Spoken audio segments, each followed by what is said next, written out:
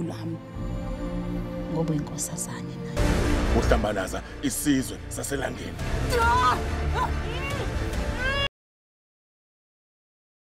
Well, Salwanani, my name is Zaza, the Zazalicious one, the African queen. Uma Gajeni, Javade Kaselwelu Sogobenyati, Uma Foshoza, Escapo Pescomlama as a city was with the beautiful Nomzamo Mbatha. Yeah. So I've always heard these words, Yazi, the city, Ayete. Zulu. You know, those are like significant words that we hear over the that I've heard over the years. You so you know the story. So obviously over the years our audiences have been glued to the story of Shaka Zulu. You know, loved you know the whole creation of him and the mysticism behind who this great character is, but also the characters that come with him, Onandi and all of those all those beautiful characters there. And there's been a lot of buzz for the past few years with the big production coming up, and it's finally here. Shaka iLembe. So we're very excited about that, and I know that it's coming on our screens very soon on the 18th of June, 2023. So today I'm going to be interviewing a very beautiful lady. Her name is Nomzamo Mbatha. But I was trying something, and let me see if I can remember what I was writing here. So you'll forgive me if I break a few things. So yes, Nomzamo Mbatha, Shandugandaba, Ndabezita, Magalankosi, Mavungama, Matabatanyao, Makabulantuli. Yes, there we go. You tell us a lot in Lesotari. We're trying to be African here. How are you beautiful? Zaza, how are you doing? How are you doing, beautiful? Good to have you on the show. Thank you for having me. We're so glad to have you, and I know a lot of the fans are going to be so excited because one, they know that you're so beautiful and they love you, so we love you for that. Right. Now, in a relatively short space of time, you have just dominated the screens, whether it's big screens or the small screens. And you've created this amazing brand. Your name is all over the place. We see you as this amazing, career, powerful woman. What has been your journey like so far? Wow. Whew, my journey has been very colorful. Yes. Very, very colorful, but one of immense dedication, true hard work, and and really just finding and honing my craft and always wanting to evolve outside of just being an actress, but also tapping into all the things that I'm passionate about. So, you know, a lot of the people who follow my journey will see that outside of acting, I'm also a humanitarian. So I'm able to hone in on that. I'm also a spokesmodel. But the journey itself has really been of a lot of growth and really just keeping my feet on the ground and just putting on my little blinkers and running my race at my own pace, and really just being grateful and being surrounded by so many incredible filmmakers and people who believe in me, who continue to give me so many opportunities. And each time that I get each opportunity, for me, it's always it's a chance to showcase that I can be a valuable asset. Oh, yes. Yeah. Very important, very powerful indeed. Now, obviously, the story of Shaka has been told so many times, whether it's on a movie or it's this TV series with Henry Cele, the legendary man himself. But what made you decide, you know what, a couple of years ago that, you know, I want to be part and parcel of this new edition of the retake of the story? What made you jump into this story? Because I'd be terrified, you know, to try and fill in those big boots right there. First of all, I mean, growing up, we've always been exposed to pre-colonial history. So my father was very much about teaching me about who we were before everything else was, you know, tainted or changed or whatever it is. So for me, it was really just being inspired by where I come from, who my people were. And that's why, you know, even in the way that I dress, even in the way that I represent the continent, for me, it's always from a true place of passion for where I come from. This is where my umbilical cord will be buried, you know? And so for me, it's about really shifting the narrative of Africa, because for a very long time, it's always been a certain gaze. And so when the opportunity came to be a part of this incredible production, not only as Queen Nandi, but also as an executive producer, there was a chance to be able to truly be in the boardroom, to chat about the story, to chat about the direction of the characters, and also to hone in on who Princess Nandi or Queen Nandi was, and how she fought as well for justice, you know, and how she was so steady in who she was. And so for me, it was an easy decision to fight for this character, to be a part of the story. And so today is when we sit and we talk about it, and we're nearing people seeing the first episode, and we're premiering it across the continent. It's such a surreal moment. You know, it's funny you talk about, you actually jumped into the next question I had for you, which is, you know, the playing of that part of a very powerful, iconic woman like Queen Nandi. You know, she was a powerful matriarch, a woman, a fighter, you know, a liberator, but also someone who fought for justice, as you rightfully said. You know, what does it mean for you to carry that weight on your shoulders? Because remember, we're in an era where a lot of women are fighting for the very fact that we are women. Our identity is under attack as women. A lot of people are challenging our identity. So what does it mean for you to actually showcase that, you know what, I'm this queen? It's a lot of pressure, of pressure. It's a weight on my shoulders, but you know, as the saying goes, heavy is the head, right? That wears the crown. So it's a lot of pressure, really, and I don't know if I'm ready for to be out there yet. I keep saying, can we just postpone? Maybe we should we TX in December? I know. We want it in June. We want it in June. You want it now? We want it now. We want it now. But it's such an honor. It's an honor, and I know that this is a legacy project.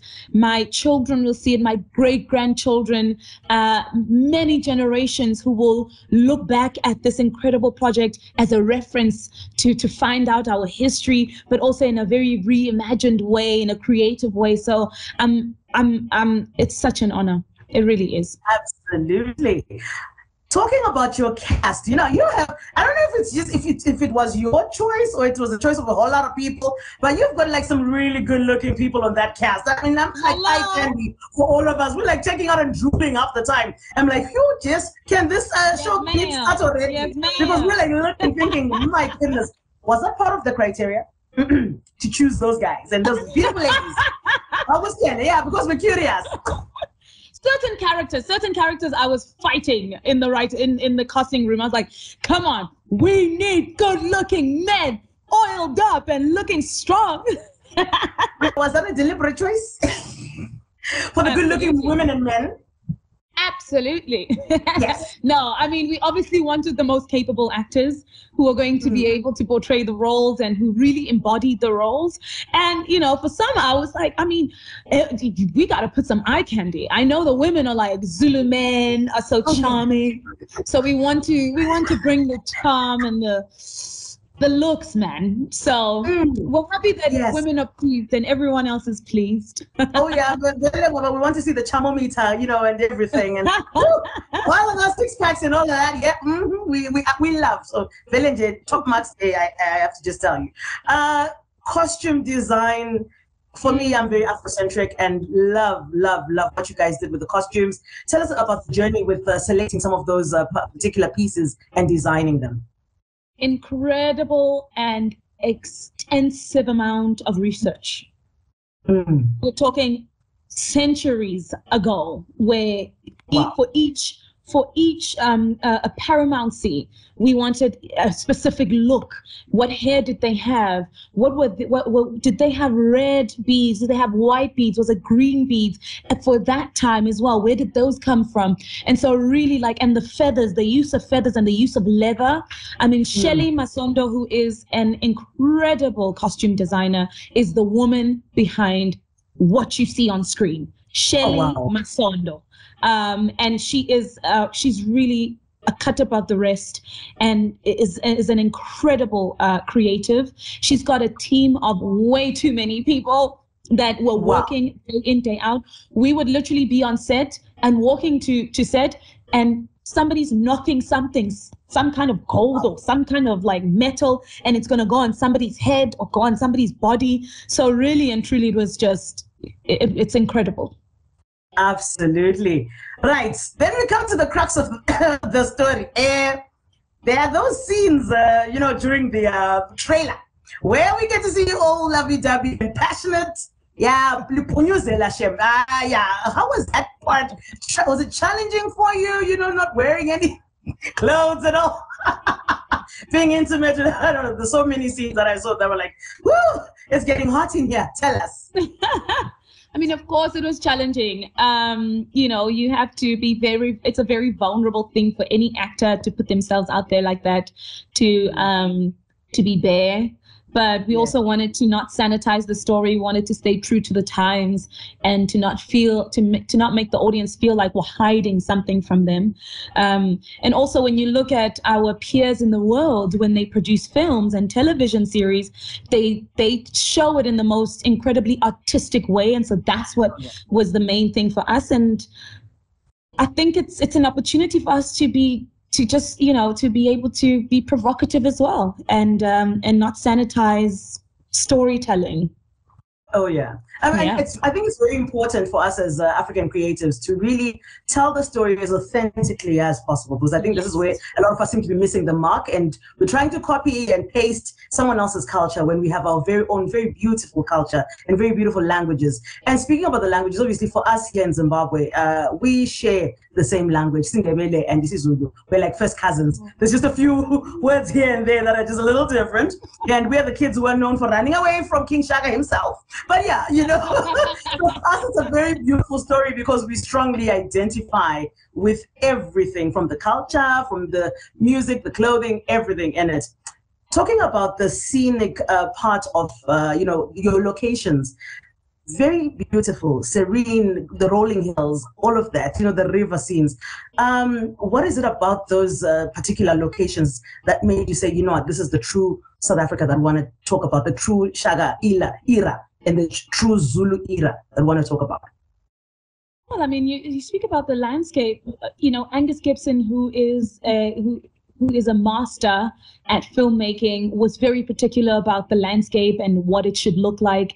We were shooting in the winter, so in the winter you have more brown grass and it's more tougher and drier in certain paramountcies. And then to show that they were going through a drought at the time, and then you go to the more lush and greener paramountcies who were more closest to the river, so they were more nurtured, and so of course it's going to be greener on that side. So you really wanted to show the north, the south, and the west and the east aspect of it, and really show like the beauty of it. And obviously he's so particular. I wish he was here to answer this. He would be like, yeah, I don't necessarily like green grass next to brown skin. And I'm like, it looks the same, Angus. I think the same thing. But guess what? You watch it now and you're like, oh, that's what it is. That's what it is. Yeah. So I mean, we were shooting in waterfalls. We were shooting in little pond, like in rivers, where it's literally buried by trees, and you're literally inside of it, and there's just like this trickling stream of water. Just I can't even explain to you how beautiful the show is. You've just got to see it. You just got to see it. Your parting words to Zimbabwean audiences who are going to be tuned in on the 18th. We're all going to be glued to our screens. At 8 p.m. it's going to be going down. What would you like us to take away from this whole experience and your particular experience, being part and parcel of, Shaka iLembe? To our cousins, our brothers, our sisters. Yes. You are the closest to us, so come on, you gotta watch this. But I really want to say, first cousins, there's a responsibility for brothers and sisters, please. Yes. But really, I hope that you feel this true sense of pride. We didn't even have English on the show because we wanted it to be in our vernacular language to show that we are not apologetic of who we are. So watch this with pride. This is for us, by us. Absolutely. Bagithi, sithanda ukubonga kakhulu. We want to say thank you. And obviously, in Shona, I would say Tino Tenda Zvikuru, because I have to represent all the demographics in the country with the two languages. But yeah, we've been speaking to the very iconic and beautiful, the fabulous Nomzamo Mbatha, who is the executive producer as well as the lead actress in Shaka iLembe. Now, many thanks as well, obviously, to the team behind the scenes, that's Liz Ziva, Lembele, and everyone at DSTV and MultiChoice for making sure that we got this lovely exclusive interview with the beautiful lady herself. And yeah, so if you are into passion, you are into war and everything else in between, then you've got to make a date. June 18, 8 p.m. DSTV channel 161 Mzansi for sure. You know the story. We got there. We'll be there. My name is Zandile Ndlovu, the Zazalicious one, the African Queen. Umakajeni from the Castle Melissa Nyati, Mafotloza, Espapos Comlameza City was Tata when a girl. Shaka iLembe was when I So fab. and that's a wrap. Thank you so much.